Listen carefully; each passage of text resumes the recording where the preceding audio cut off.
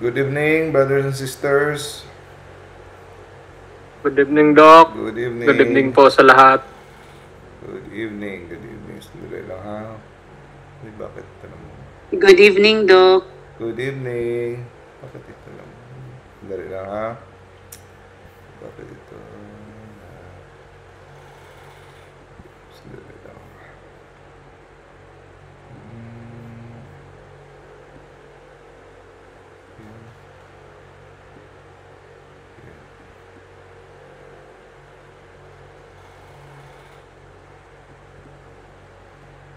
Ayan.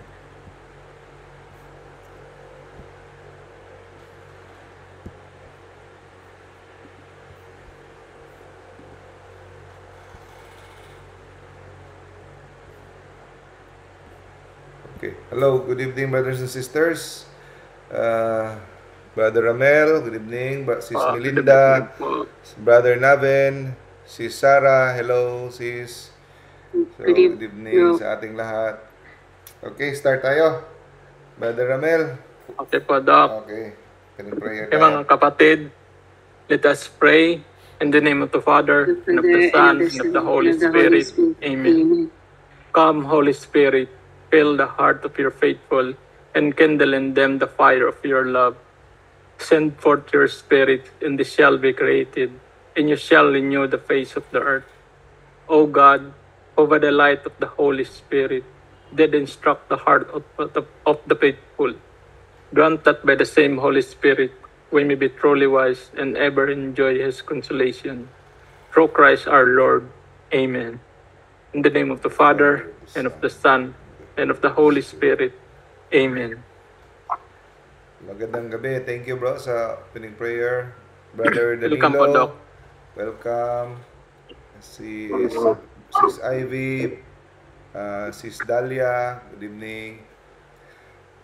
At sa mga nanonood ngayon sa Facebook, Facebook at later sa upload sa YouTube. So welcome sa ating Wednesday lecture, Faith Seeking Understanding, Catholic Catechism. So, this evening, ang topic natin ay about the Pearl of Great Price. Hango ito sa homily ni Father Jewel Aitona sa Fathers of Mercy. Dinagdagan ko lang ng mga karagdagang mga inputs. So before, i-mute ko muna kayong lahat and then i-pin ko lang ito. Pin, okay. So I'm sure siguro na napakinggan nyo na o nabasa nyo na sa mga homily yung tong parable ni Jesus, na yung treasure that is buried in the ground, tapos yung pearl of great price. Magka-partner yan sila sa Bible, no? Pero before tayo tungo doon sa Bible passage na yon, puntahan muna natin yung kwento kay Mary and Martha. I'm sure na pakinggan nyo na rin, sa Bible, si Jesus pumunta sa isang village at doon kaibigan nila si Martha at saka si Mary at saka si Lazarus. Magkapatid yan silang tatlo. Diba? Si Lazarus yung namatay. So, before pa yun nangyari, namatay si Lazarus, one time, nagbisita si Jesus sa kanilang bahay. Tapos, ang naiwan lang doon si Martha at saka si Mary. So, si Mary, umupo agad sa harapan ni Jesus habang nagkikwento si Jesus, na she had a sister called Mary who sat at the Lord's feet listening to what He said. So, yung pakay ni Jesus is to share the gospel. Okay? Si Martha, she is distracted, no? Distracted siya. Dami siyang ginagawa. Siguro nagpe-prepare siya ng snacks ni Jesus, naglilinis para maging presentable ang bahay. Okay. nainis si Martha at sinabi niya kay Jesus, okay lang sa iyo, Lord, no? Pinapabayaan mo na yung kapatid ko na makinig lang. Tapos ako lang mag-isa dito, nagpe-prepare, nag-aayos lahat. Sabihin mo naman sa kanya, tumulong sa akin. Ano sabi ni Jesus? O nga, no? Sige, tumulong ka muna doon. Ang sabi ni Jesus, hindi, no? Martha, Martha. Kung sa ano pa, hay nako Martha. No? Ang dami mong inaalala. No? Inaalala mo maraming bagay. Pero isa lang ang kailangan. Isa lang ang kailangan. At pinili ito ni Mary. Ito yung pinili niya, ang pinaka maganda sa lahat. Mary has chosen what is better. So, ang dami nating iniisip, no? Dami nating hinahanda, kung ano. Pero ang pinaka-importante, ang kaharian. At hindi ito makukuha o mababawi sa kanya. Napili ni Mary. Tanong mga kapatid, masama ba ang pag-prepare ng snacks? Masama ba ang paglilinis o ano pa dyan? Hindi yan masama. Magagaling yan. Magaganda yung mga bagay na yan. Pero, ang pinaka-importante sa lahat ay ang ating kaligtasan. Ang kaharian. So, marahil, marami tayong ginagawa ngayon na hindi naman kasalanan, hindi naman masama, pero ititimbang-timbang natin, no? Itimbang natin kung anong pinaka-importante sa buhay, ang kaharian ng Diyos. Baka may mga bagay na hindi naman masama, pero bawasan natin ang oras at ilipat natin kung saan ang pinaka-importante. Huwag natin ang kalimutan ang pinaka-prioridad. Ha? So dito natin ma-learn sa kwentong ito kung ano ang pinaka-importante at napili ni Mary. So, take note na hindi 20, 100, o kahit 2 ang bagay na kailangan nating ipag-aalalahanan. Isa lang. No? At ito ay nagpapatungkol kay Jesus. Si Jesus lang ang pinaka-importante sa lahat. Hindi ibig sabihin na hindi na tayo magtatrabaho, puro na tayo dasal, at kailangan nating mabuhay din, no? Kailangan nating kumain at tumulong sa kapwa. Pero maraming ating pinag-aalala, no? Ang ating mga suliranin na hindi naman kinakailangan at pwede nating ibaling sa kaharian. So, ang tanong dito, nilalagay ba natin ang kaharian o ang ating kaligtasan as number 1 priority? Hindi natin kailangang sagutin kaagad. Magmuni-muni tayo sa ating examination of conscience mamaya kung base sa ating schedules ngayon, base sa laman ng ating isipan ngayon, ano ba ang pinagkakaabalahan natin? Majority. Pwede tayong magsinungaling sa ating sarili. Pero kung tayo ay magiging honest at magmuni-muni kung ano ba talaga ang number 1 priority ng buhay natin, masasagot natin yan. No? So, nilalagay ba natin si God as the number 1 priority and goal sa ating buhay? Again, sa Baltimore Catechism, sabi, we are here in this earth, no? God made us to know God, to love God, to serve God. So, kailangan nating parating paalalahanan. No? Kailangan pa natin, kahit sino man, kahit ako, makakalimot tayo, na nababaling ang ating atensyon sa mundo. Mga suliranin sa mundo, mga enjoyment, negosyo, mga honors, kung ano.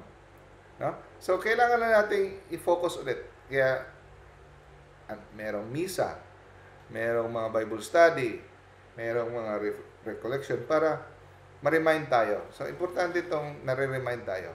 Kasi, hindi naman tayo perfecto. Minsan na, nadidistract tayo. Nadadala tayo. No? So, ito ang layunin ng Wednesday meeting natin para kasi Sunday, ilang days, linggo. Itong Wednesday, nilagay natin ito sinadya para reminder. Kasi para hindi masyadong mahaba ang araw na ma-distract tayo. Kasi malayo na naman yung next Sunday. Okay? So, nandito tayo, pinaalalahanan tayo na ginawa tayo ni Lord dito sa mundo para hindi mag-enjoy, puro enjoy. Ang pinaka number 1 natin na role is to know God, to love God, and to serve God. At ang pinaka final end nito ay para tayo ay makasama siya. Makapiling natin siya na walang hanggan. Yan ang pinaka number 1 point bakit ay ginawa ni Lord. Para makapiling siya. Okay? So yung love, know, love, and serve, middle lang yan. Pero ang pinaka ultimate goal is makapiling natin siya. Yun ang pinaka number 1. Para makapiling natin siya na walang katapusan. So sa Matthew chapter 6, sabi ni Jesus, seek first the kingdom. So, marunong si Lord mag-alaga sa atin. Alam niyang ibigay ang pangangailangan natin, hindi niya tayo papabayaan. Unahin lang natin ang kanyang kaharian. Hindi niya sinabing maging multimillionaire ka, magiging lahat ng karangyaan ang sayo, pero hindi ka magugutom. Hindi ka mababaliw sa gutom. Yung mga basic na pangangailangan mo, ibibigay niya sa'yo. Hindi niya sinasabing yayaman ka ng sobra-sobra. Kasi kung titingnan mo ang buhay ni Jesus, si Jesus ay hindi naman ang mga apostoles at saka si Jesus hindi naman sila naging baliw dahil sa gutom, di ba? Dukha sila, pero nagso-survive sila. Pero kung hindi ka kontento sa pagiging survive lang, nasa iyo na yan. Pero ang pangako ni Jesus ay hindi kanya pababayaan. Okay? Seek first the kingdom of God. Kaya sabi niya, huwag kayo masyadong alala kung anong kakainin bukas. Magsikap lang kayo, trabaho kayo ng marangal, trabaho kayo ng hindi naman labis-labis na mamamatay na kayo, yung kalusugan nyo yung mawawala na. Sapat lang na pagtatrabaho na buong karangalan with all honesty at number 1 priority nyo sa isip nyo ang kanyang kaharian. At pag ginawa nyo yan, hindi niya kayo pababayaan. So, dapat meron tayong desire for heaven. So, tanong, mga kapatid, nagde-desire ba kayo na mapunta sa langit? Or, baka yung ating Christianity ay hanggang wag lang nating gawin ito. Wag nating gawin tong kasalanan para hindi may impyerno. Kasi baka makalimutan natin, minsan, ang ginagawa natin ang kautusan ng Diyos upang hindi lamang mapunta sa impyerno. Hanggang ganun lang. Kakalimutan natin, iwas impyerno lang ginagawa ng iba. Pero dapat wag natin kalimutan, dapat magde-desire tayo ng heaven. Ina-imagine natin parati ang heaven. Okay, dito na tayo sa meat of the topic. Matthew chapter 13. The kingdom of heaven is like treasure hidden in a field. Kayamanan nakalibing sa lupa. Nung natagpuan ito ng tao, hinukay niya, napakalaking halaga ng kayamanan ito. Binaon niya ulit. At uuwi siya sa kanila, lahat ng ari-arian niya, lahat ng meron siya, binenta niya na. At ang ano doon, ang pera na nakuha niya doon, ginamit niya para pangbili ng kayamanan na nakita niya. Okay. So, ang next paragraph, ganun din. Okay? Ang kaharian ng langit ay parang isang perlas na napakamahal. Nung nakita ng tao, natagpuan na niya yung perlas na sobrang mahal, umuwi siya, binenta niya lahat, at binili. So, jackpot para sa kanya. Okay. So, ang tanong, nagtataka ba kayo, bakit yan kailangan ibenta lahat? Di ba pwedeng kalahati lang ng kanyang kayamanan? No? Kalahati lang ng kayamanan niya, para bilhin niya yun. Bakit kailangan ibenta lahat? Sobra-sobra ba? Sobra-sobra bang kayamanan yun? Na lahat ng kayamanan hindi sapat? Actually, mga kapatid, totoo. Yung perlas na yon, yung kayamanan nakita niya, hindi sapat lahat. Hindi sapat lahat ng kayamanan niya. Pero pumayag yung may-ari ng kayamanan na yon na ibenta niya lang lahat, no? Kahit magkano yon, basta ibenta niya lang lahat, no? Payag siya ipagbili. Sige, ibibenta ko sa iyo, basta lahat ng ari-arian mo, ibenta mo. So, actually, ganun kalaki ang halaga ng kayamanan na nakita niya, na kahit buhay niya at lahat ng ari-arian niya ay hindi sapat. Siguro, kung ibinenta niya ang kanyang ari-arian sa mga 1 million. Lagay natin 20 million lahat ng ari-arian niya. Pero ang katumbas ng kayamanan na nakita niya ay siguro nasa mga 1 trillion. Kaya, kung tingnan mo, actually, jackpot na yan. Bargain price. Kasi, binenta mo na lahat, 20 million lang yung nakuha mong pera sa pagbenta ng lahat. Pero yung price ng kayamanang binibili mo, 1 trillion. Hindi bargain. So, actually, ang may-ari ng kayamanang yon ay napaka-generous. Payag siya. At ang kagandahan doon, sa kayamanang yon na nakita niya, ay wala siyang presyo. Wala siyang specific price na eto, bilhin mo to sa halagang 1 trillion. Ito ang price nito. Hindi. Napansin nyo, wala siyang price. Kahit magkano ibigay mo, tatanggapin niya. Ano na yung kasunduan? Basta lahat, kung anong meron ka, bigay mo lang sa akin. Tatanggapin ko na yan. Kahit 20,000 lang yung pera ko, lahat. 20,000, okay na yan. Basta, sigurado kang lahat. Binenta mo. Okay. So, hindi kailangan umabot sa 1 trillion. Hindi kailangan umabot ng 100 million. Basta kahit ano yan. Basta, binigay mo lahat. Yun na yun. Sigurado kang binenta mo na lahat. Tatanggapin ko yan.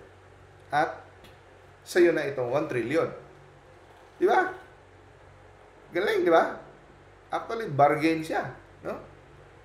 So, yun din mga kapatid, ang kaharian ng langit. Hindi kailangan magbigay ka ng umabot sa presyong ganito. Basta, nakita ni Lord na give up mo lahat. Willing kang i-give up lahat para sa Kanya. Kaya nga, tumitingin si Lord hindi sa halaga ng binigay mo, kundi sa natitira. Kaya nga pinuri niya yung isang babaeng balo na pulubi na bumigay ng 2 sentimo. No? makikita niya kung ano ka-willing ka mag-give up. To sacrifice everything. Your time, your pleasure, your happiness, your free time, your barkada, your honor, no? Yung pera mo, yun. So, kagaya ng isang tao na, di ba, minsan, willing tayong, di ba, yung retirement niya, puhunan, isusugal. Doon sa mga, dito sa Mindanao dati, merong aman. Yung Ponzi scheme na double your money. Bigay mo yung 100,000 mo, pagka next month, magiging 200,000. Diba? So, ang daming ang nagpatiwakal kasi nalugi sila kasi ano pala, nabudol sila, no? Kasi pumutok yung Ponzi scheme siya legal. Sa simula, okay. Bigyan nilang lagay ng 1 million pagka sunod na buwan, naging 2 million. Tapos, ibinuhos nila lahat. Lahat ng life savings. Tapos, pumutok. Wala. So, kung tayo ay handang mag-risk ng ating para sa temporal, sa mga makamundong mga kayamanan, bakit natin hindi isugal ang lahat para sa buhay na walang hanggan, di ba? So, ang iba, nagsusunog ng kilay, grabe ang pag-aaral, gigising na maaga para sa negosyo, pupuyat, aabot kung anong lugar, para mag-marketing, lahat gawin. Pupuyat para sa konting pabuya, sa sweldong, para sa salary increase, promotion, para sa sikat, para makilala, para magka-medal, ano-ano. No? Tanongin natin ating sarili. Ganon din ba tayo kamasigasig para sa pag-invest sa ating kaluluwa? Mga bagay na ginagawa natin para mapalapit sa Diyos?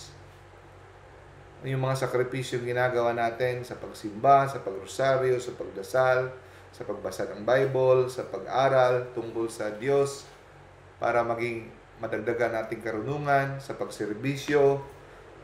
Ganun din ba ang effort natin para sa kaharian ng Diyos? O puro na lang tayo pagsisikap para sa mga temporal, sa mga lilipas din na mga karangalan? Gaya sa Luke chapter 12, parable of the rich fool. Yeah? Kasi dami na ng ani niya, nisip niya, sige, sirain ko yung bodega ko, papatay ako ng bagong bodega para kakasya, para magpa-relax na lang ako. Ito yung ginagawa ng mga taong puro investment para they will retire rich. Sa mga dividendo na lang sila mabubuhay, magpa-relax din lang sila sa kanilang retirement. So, sikap sila ng sikap, kung bata pa sila, para nga inisip nila, pag tanda ko, 60 ako, pa-relax na ako. Doon ko na lang kukunin yung income ko sa aking mga pension or sa aking mga dividendo. So, pero napabayaan nila ang kanilang kaharian ng Diyos. Walang masyadong pagsiserve para sa kaligtasan ng ibang tao. Ang pag-pray, konti lang kasi minsan hindi na nakakasimba. God will understand kasi para to sa future ko. Okay. Tapos sabihin ni Lord, hangal, ngayong gabi kukunin ko na yung buhay mo. Ha? You fool, this very night, your life will be demanded from you. Ngayon yung iba, heart attack. Hindi pa nila tapos yung plano nila. May ka-cancer na iba. So, sino ang magagastos ng mga pinag-ipunan mo? Sabi dito, then who will get what you have prepared for yourself? Sabi ni Jesus, this is how it will be for whoever stores up things for themselves but not rich towards God. Okay? Warning ito sa atin. Nasabi ni Saint Jose Maria Escriba, grabe daw ang effort ng mga tao para sa pag-abot ng mga pangarap nila. Striving for honors, riches, sensuality. Magpapatayan ng iba sa bidding. Magpapatayan ng iba sa honors, sa mga karangalan, sa mga medals, sa mga certificate, kung sa mga papuri na yan. Diba?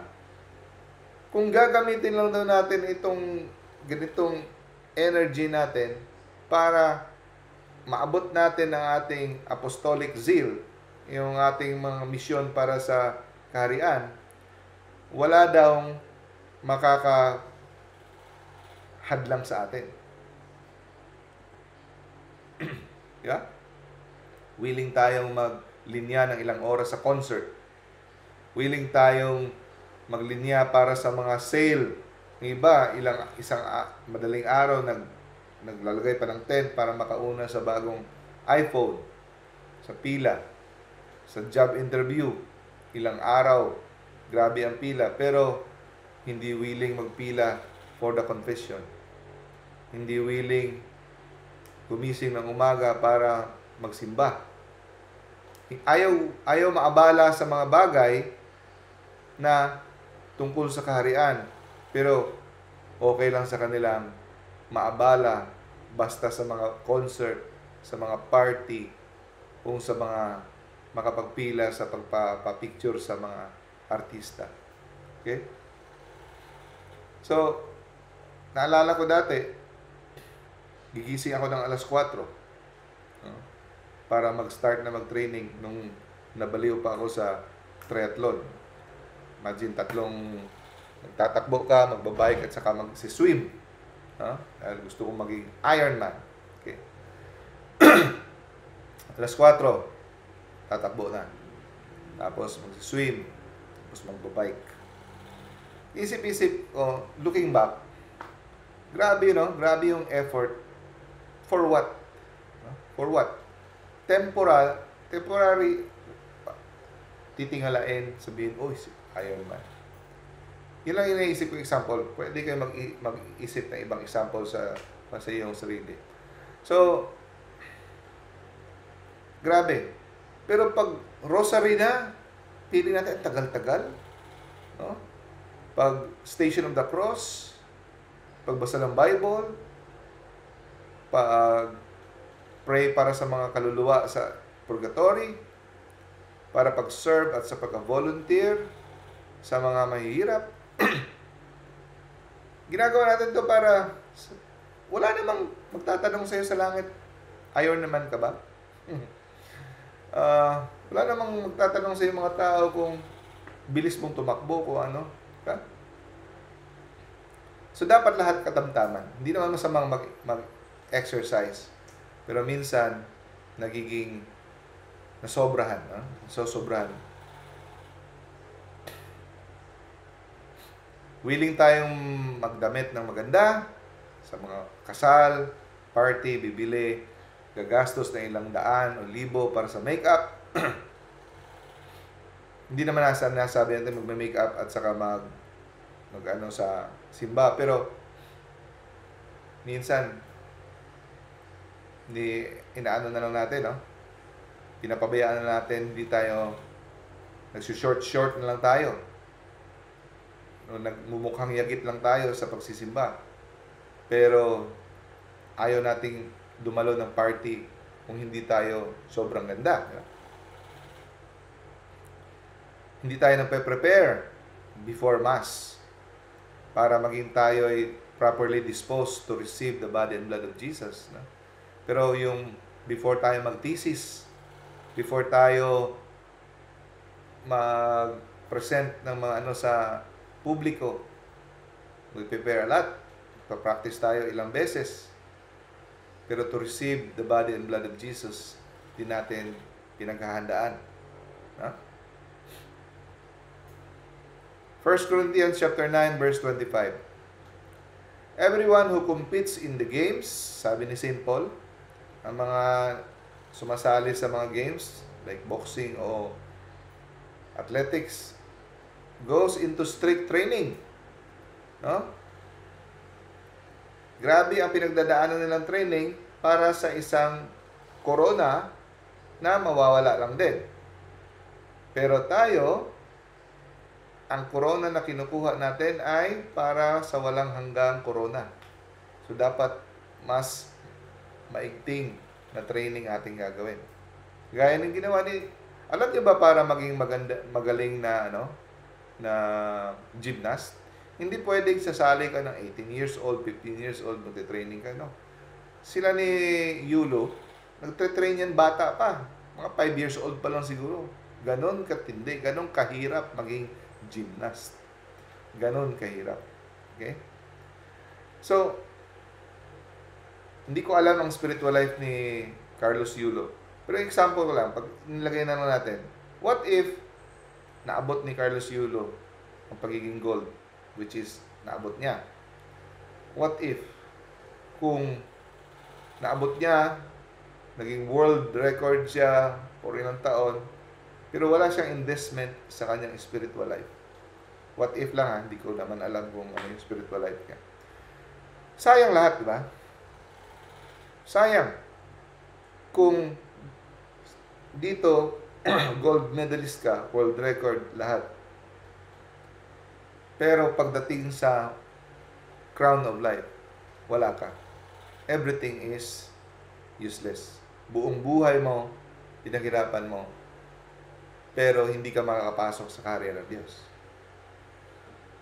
So, ang sabi ni Father, kung hindi tayo sumasali, we are not playing in the game of spiritual life. No? For the crown to win the crown. At hindi tayo nabubuhay sa daan patungo sa kaharian. Dalawa lang daan eh.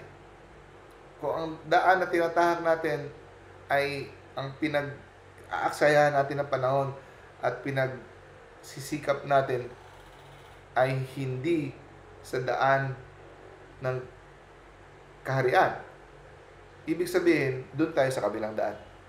At wala na ibang daan. Dalawa lang. Kaharian o sa kapahamakan. Sama ang diablo. Philippians chapter 3 verse 8, sabi ni St. Paul, yes, everything else is worthless. Nabalik-balik ko talaga sa isipan ko yan. Pag medyo na-divert na ako sa mga bagay, bakit mo pinag-aabalahan yan? Everything is about salvation.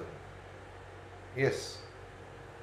Walang makakaalala sa iyo pag andun ka na sa kama, nakahiga, nakaratay, kinakain ng sarili mo ng katawan mo ng cancer, naghihingalo ka na, iniano mo na yung oxygen doon sa hospital, nakaratay ka na. No?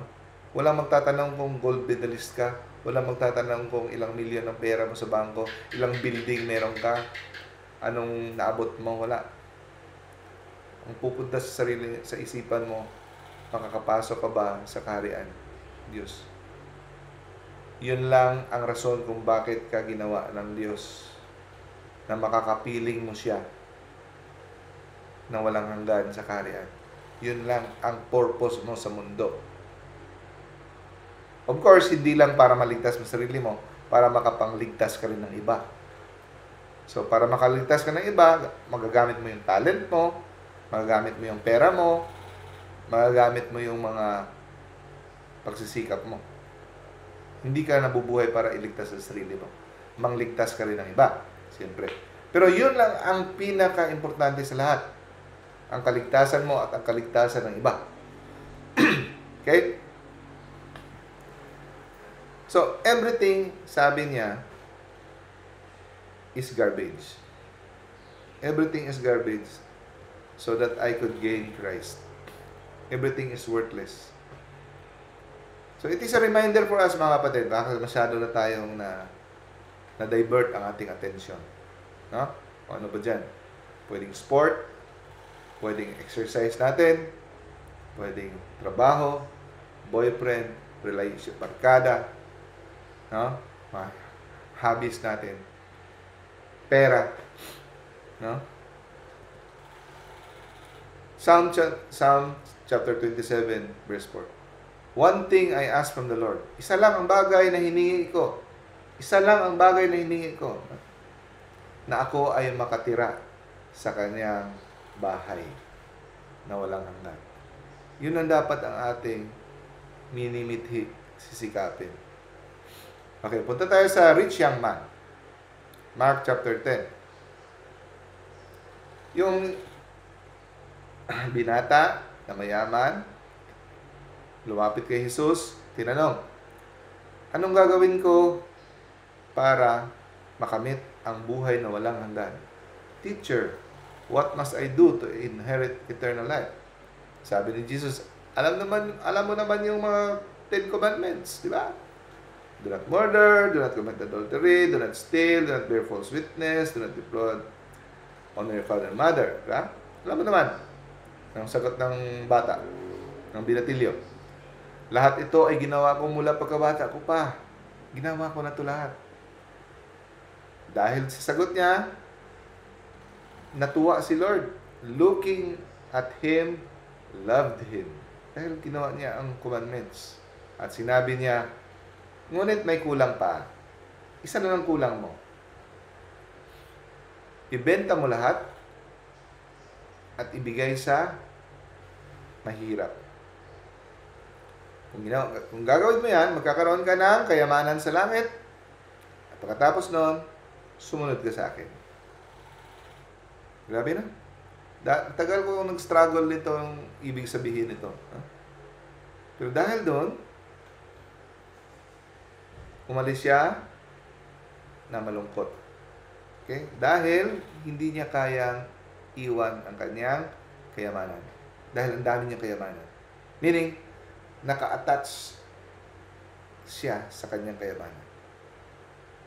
So, wake up message to sa atin, mga kapatid. Hindi pala sapat ang pagiging moral natin. So, pag titingnan mo, napaka-moral ng taong to.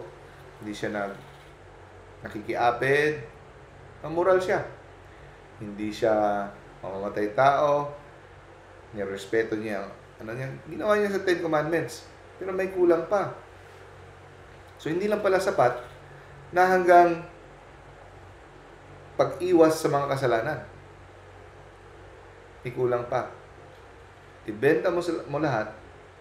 Parang yung sa benta mo lahat, bilhin mo para gamitin mo yung puhunan para pangbili ng pearl. Ganun, di ba?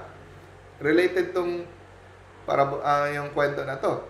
Hindi to parable, kwento talaga to. Lumapit talaga yung binata sa kanya na mayaman.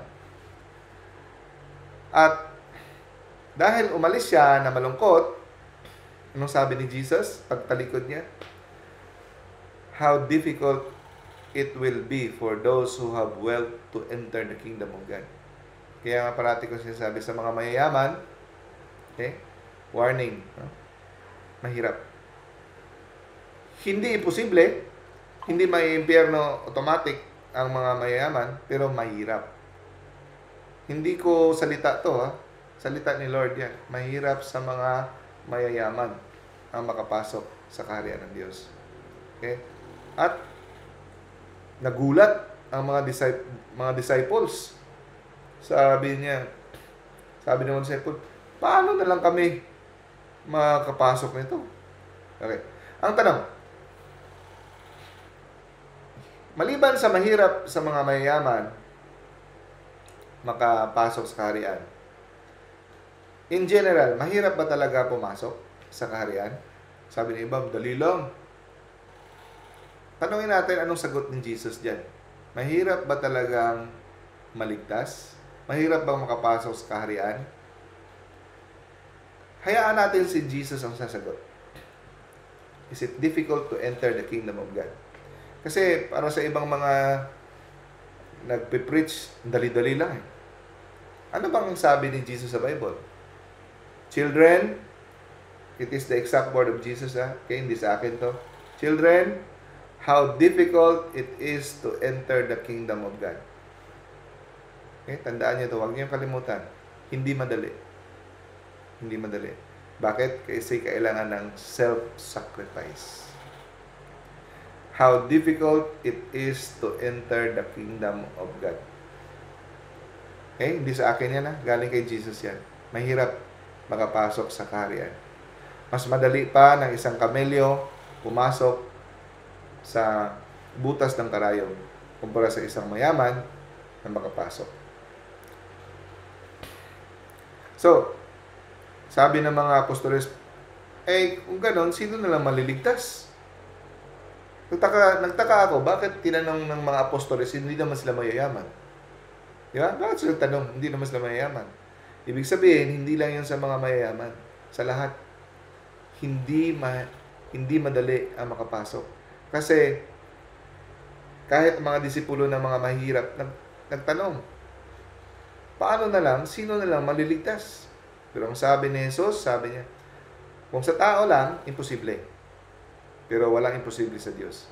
So meaning, kung sa sarili niyong kakayahan, hindi kayo nagpipray ng lakas, hindi niyo hinihingi sa kay Lord na tulungan kayong maging makadetach sa kayamanan, kasi kahit mahirap ka, pwede kang attach sa kayamanan. No? Kahit mahirap ka, pwede kang attach, ang puso mo naka-attach sa kayamanan, sa mga luho, sa mga karangyaan, kasiyahan, mga aliw. So kaya, everyday hinihingi yan. Kasama yan sa pag-pray natin, give us this day our daily bread. Hinihingi mo, Lord, give me the grace to detach. Give me the grace. Kasi sa tao, sa sariling kakayahan mo, imposible. Hindi mo kayang gawin ang pinapagawa ni Jesus. Pero, kagaya ng Saint Teresa of Little Flower, hindi ko kayang ngumiti sa mga supladang madre.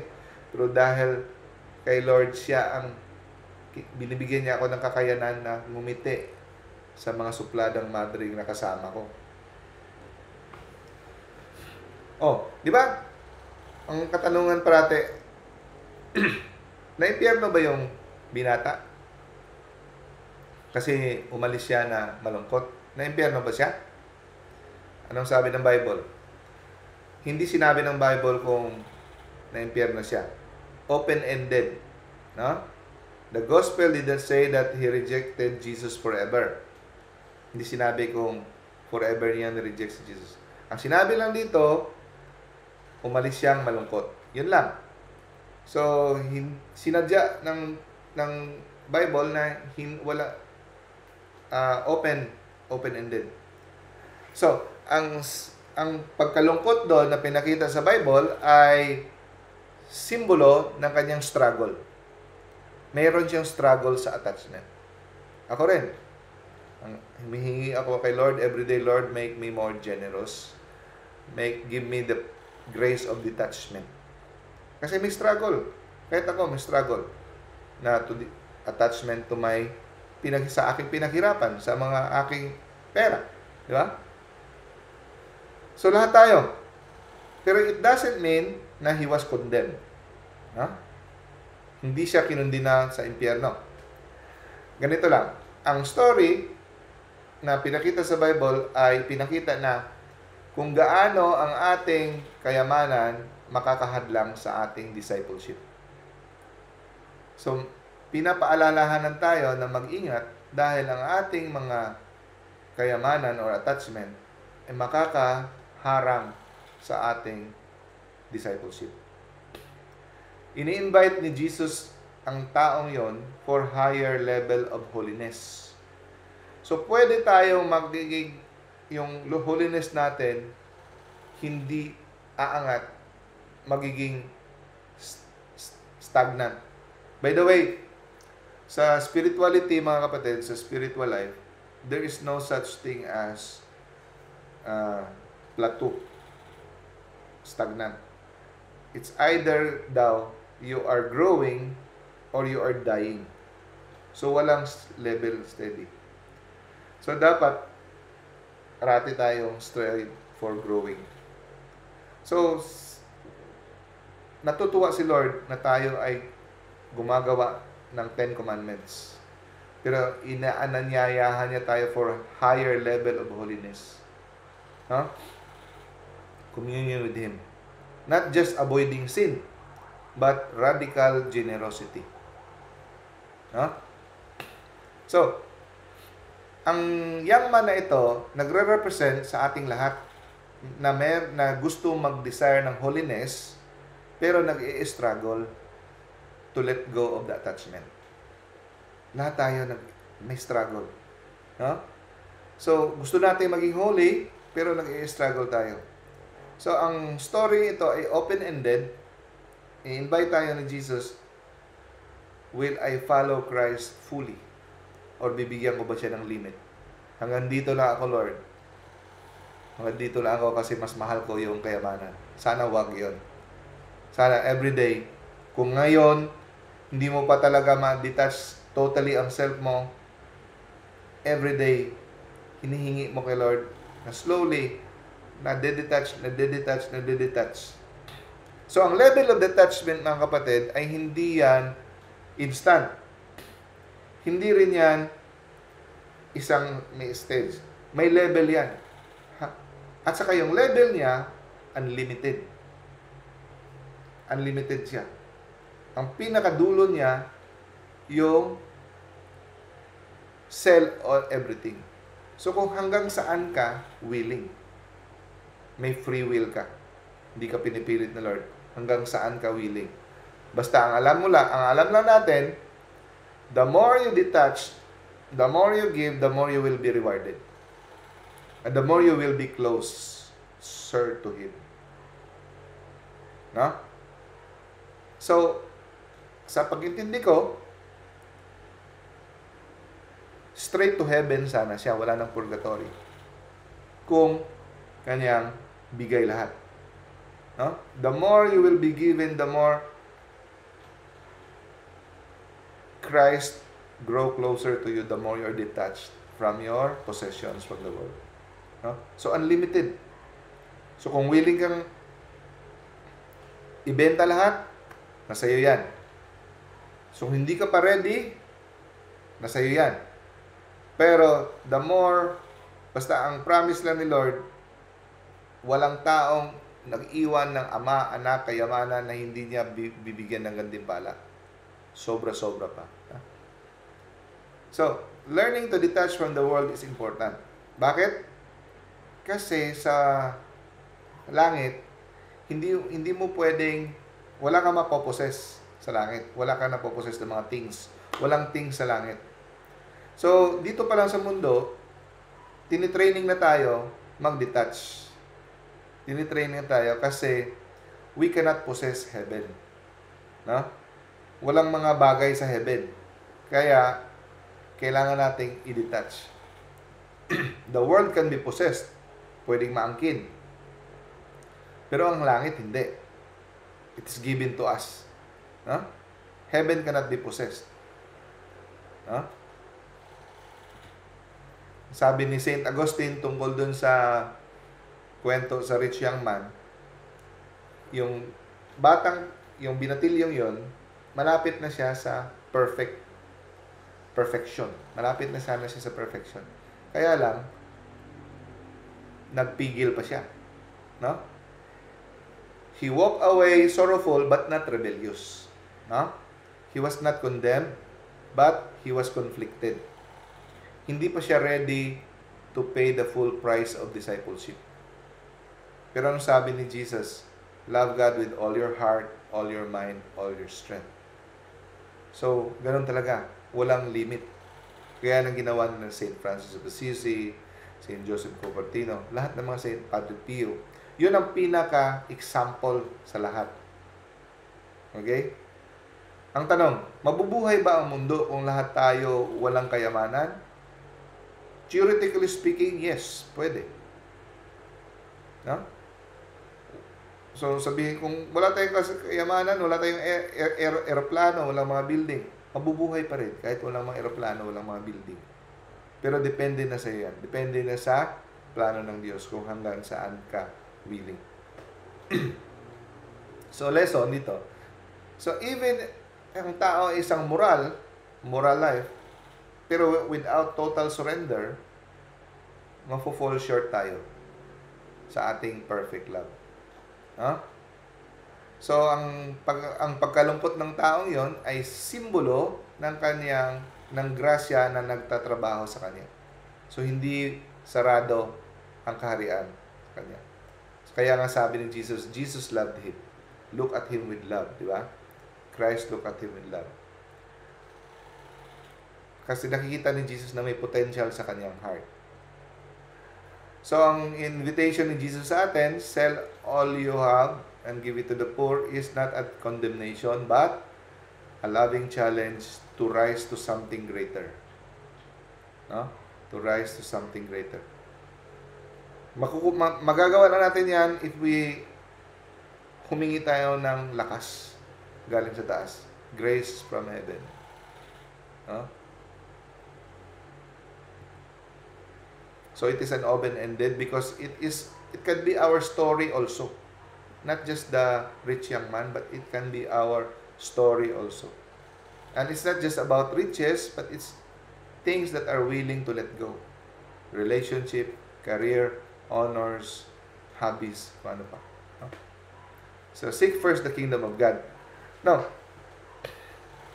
dapat gusto nating pumunta ng langit, ha? Hindi lang yung ayaw nating maimpyerno. Gusto talaga nating mapunta ng langit dahil andun si Lord, no? So, kung gusto mo kung na-imagine mo ang langit, ano kasaya?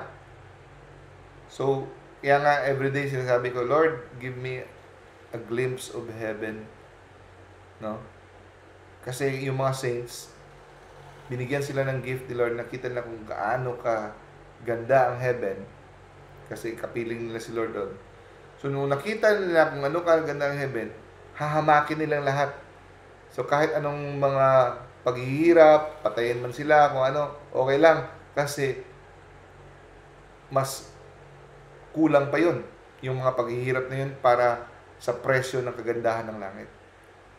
So, even it takes suffering, kaya willing siyang ibenta lahat. Kaya para sa kanya, bargain na ito. Kulang pa nga ito ang pagbenta ko ng lahat. Kahit buhay ko, pangbayad sa sobra-sobrang kasiyahan na walang hanggan. No? Kahit yung mga kasiyahan, aliw, lahat, mga pagkain, kapag tinanggihan ko yan, okay pa rin. Kasi temporaryo lang itong pagtanggi ko. Pero yung buhay na walang hanggan, sobra-sobra. Doble-doble, triple-triple. Na?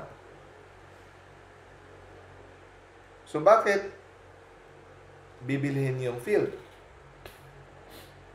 Kasi, sinabi natin kanina, sobra-sobra ang kasiyahang matatanggap. So, kailangan meron tayong goal. Okay? So, aside na ayaw natin may impyerno, aside na gawin natin yung mga commandments ni Lord para dapat may goal tayo, maging excited. Nasa harapan natin parating ang langit. Langit, langit. Okay? Minsan nakakalimutan natin tong technique na ito eh. So it is not enough to be afraid of hell, to avoid hell.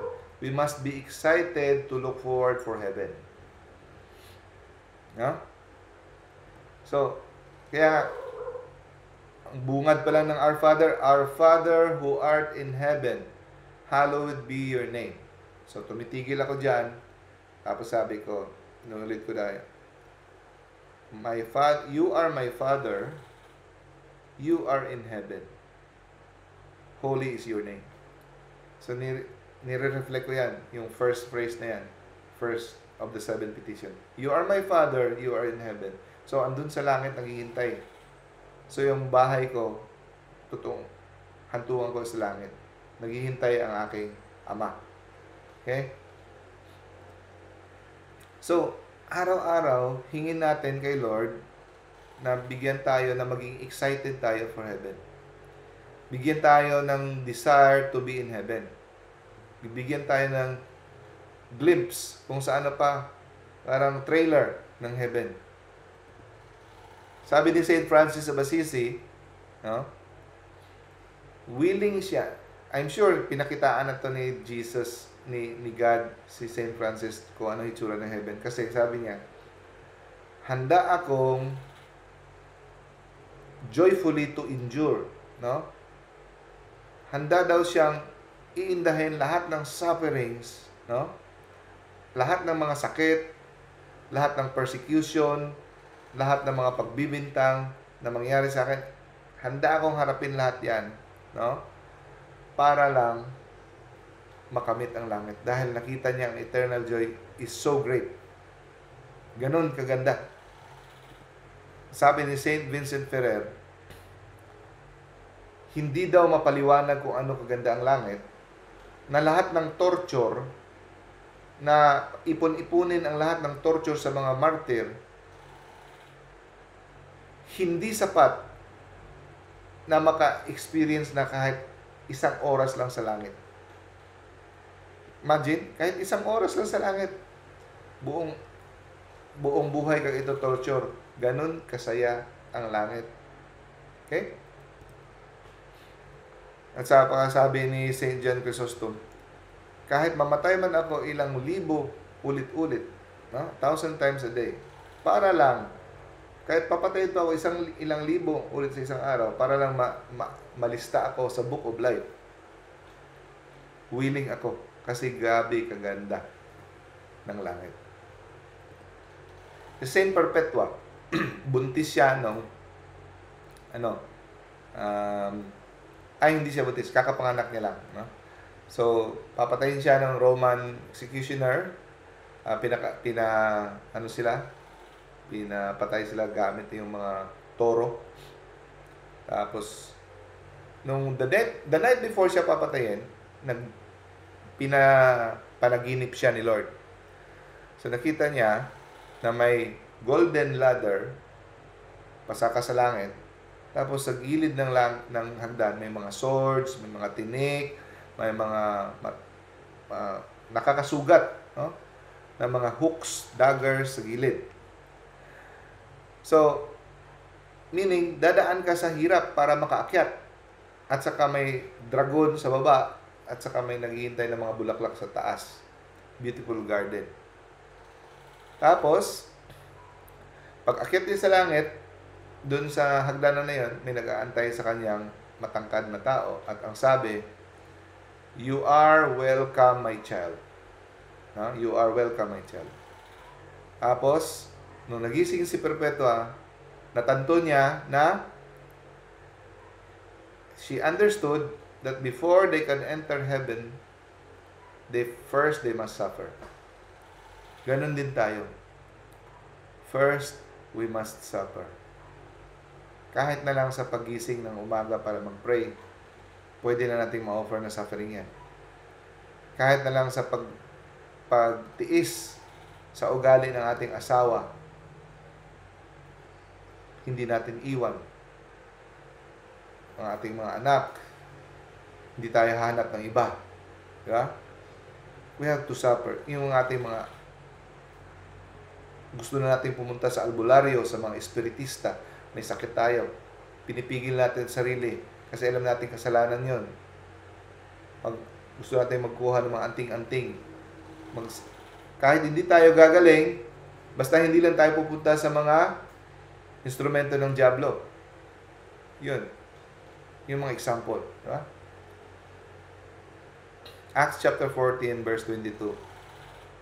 It is necessary for us to undergo many hardships and sufferings to enter the kingdom of God. So, balik tayo, hindi madali makapasok sa kaharian ng Diyos. It is necessary for us to undergo many hardships and sufferings to enter the kingdom of God. Huh? At saka sabi sa Imitation of Christ, hindi tayo pwedeng magkaroon ng dalawang paraiso. May paraiso tayo dito sa lupa, paraiso din dun sa langit. No? We cannot expect to take our fill of worldly pleasures here in this world and to reign with Christ hereafter. So, dapat maghirap muna tayo dito para, kagaya ng ginawa ng mga apostoles ni Kristo. Siya ang modelo natin. Naghirap muna. Okay? May nakita ka na bang santo na hindi naghirap lahat ng hirap. Okay? Because you cannot have two paradise. Huh? So, may kwento ng isang tao, tinanong siya, Dok, di ba takot tayo mamatay? Kasi hindi natin alam kung hindi pa natin nakikita sa kabila. Umaasa lang tayo sa mga sabi ng mga simbahan, umaasa tayo sa sabi ng mga santo na maganda ang langit, pero tayo mismo sa mata natin, hindi pa natin nakikita ang langit. No? So, tinanong siya, Lord, yung isang tao may cancer, tinanong niya ang doktor, Dok, ano bang nasa kabila? Yan, hindi ko alam. Sabi niya, ay hindi sapat na sagot yan. Dapat, pwede mo naman akong reassure. Di ba, doktor ka, tapos deboto kang Kristiyano. Sabihin mo sa akin, siya, ganito na lang. Sa panahon yon, kumakaskas yung aso niya ng doktor sa kabilang kwarto. Gusto pumasok kasi ang doktor dito. Sabi, alam mo ba yung aso ko nasa kabilang kwarto? Gusto pumasok dito. First time kong dinala ang aso ko dito sa clinic, hindi niya pa alam kung anong nasa loob ng clinic, anong hitsura ng clinic. Pero gusto niyang pumasok. Dahil isa lang ang alam ng aso, andito ako. Sapat na para sa aso ko na andito ako, hindi niya alam kung kahit anong nasa loob ng kwartong ito. So, ganun din tayo mga kapatid. Hindi natin alam kung ano nasa kabilang dako. Ang alam lang natin, andun yung master natin, si Jesus. Nag-aantay. Di bali kung ano man yan dyan, basta ang master natin, andun naghihintay, ang dapat sapat na sa atin yan. Yeah? God bless us all. Okay. Hello mga kapatid. Ang dito ngayon ulit i-greet ko. Brother Danilo, Sis Annalisa, hello. Sis Ivy, Sis May, hello. Sis May, Sis Melinda, Sis Monet, Brother Navin, Sis Dalia, hello. Hello, Brother Ramel, Sis Sarah, hello. Okay. So, Brother Navin, closing prayer tayo. Brother Navin, are you there?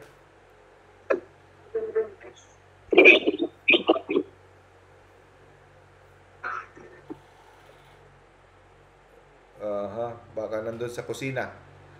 Sis Sis Ivy, are you there?